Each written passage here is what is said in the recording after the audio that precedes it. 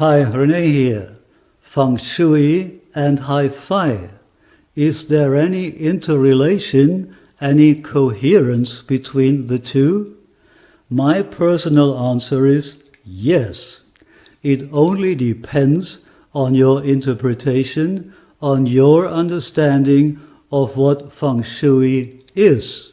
First of all, there is the Feng Shui for the living room or for the room where your hi-fi equipment is placed.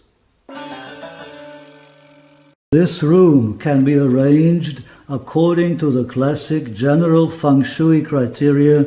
You can find dozens of relevant videos on YouTube. The authors claim you will feel much better in an environment that is modeled to their venerable rules. Unfortunately, the strict Feng Shui rules will generally discourage you from using electric equipment in your living space to avoid radiation from the circuitry and the devices. At least you should keep TVs and amps in a cupboard which you can close. The OCD Hi-Fi guy shows us a luxurious living room in Florida with luxurious hi-fi devices, which the owner hides away in a cupboard indeed. But it might be out of modesty or because he just wants to enjoy his cozy room and the illusion of music coming almost out of nowhere. Maybe the technical look, no matter how fancy, is a nuisance to him, an aspect I will refer to again later in this video. When we have reverbs and other sound problems in our stereo room, we are in dire straits. Which way should we go? Should we cripple and bend the sound according to the room's specifications? This is the disgraceful Feng Shui of room correction software.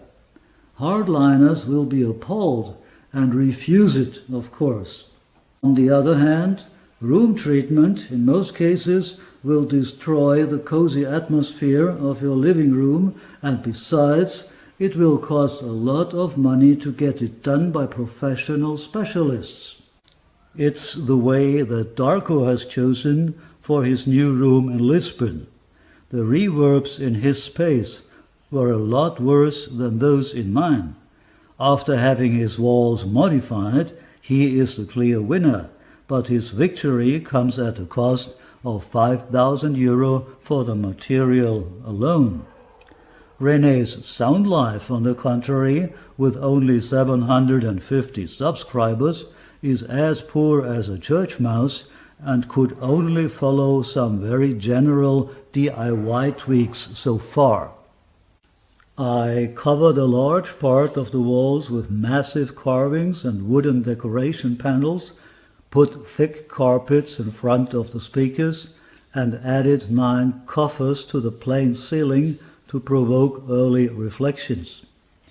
Following the tracking shot of the camera, you can see that I furnished the room with a big sofa and a lot of cabinets and shelves, but I concede that all this was done randomly and no acoustical measuring technology was involved.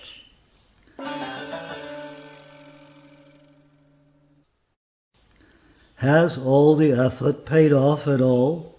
Yes, at least to a degree that lets me enjoy music at a very satisfying level and audition and assess high-end gear with enough precision to review it.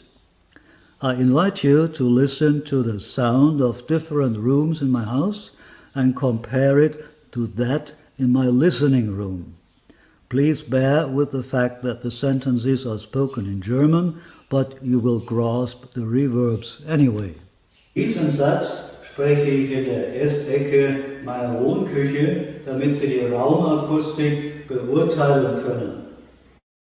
Diesen Satz spreche ich in meiner Diele, damit Sie die Raumakustik beurteilen können. Diesen Satz spreche ich in meinem Arbeitszimmer, damit Sie die Raumakustik beurteilen können. Der Raum ist akustisch eine Katastrophe, weil er über 4 Meter hoch ist.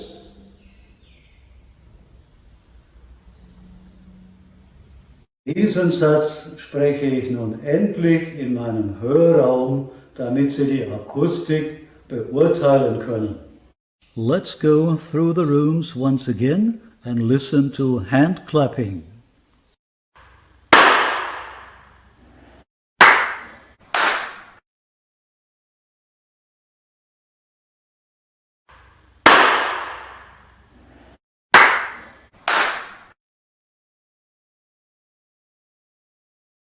It's interesting that some rooms are natural talents and some aren't. In my previous stereo room, I had not done a lot of targeted measures at all. No carpets, bare walls, large glass doors, but it sounded great. Maybe the measures of 8 to 12 meters were beneficial. Maybe the big opening in the ceiling with a fake beam construction. I really don't know. Anyway, my present room is not so easy to tame. Probably I will have to make some more concessions, but the question is, how far should I go? But does that mean it has to look like this in the end? For God's sake, no. In this case, I would rather give up and let it be as it is, like the owner of that house in Florida. In a room that looks like the showroom of the producer of acoustic panels, I would not be able to enjoy music even if it sounded heavenly. Until I have saved up some money and collected ideas how to still improve the sound of my room, I will use my magic feng shui power, which is for free and it's a lot of fun. Please watch the following video clip and decide for yourself if my feng shui works or not.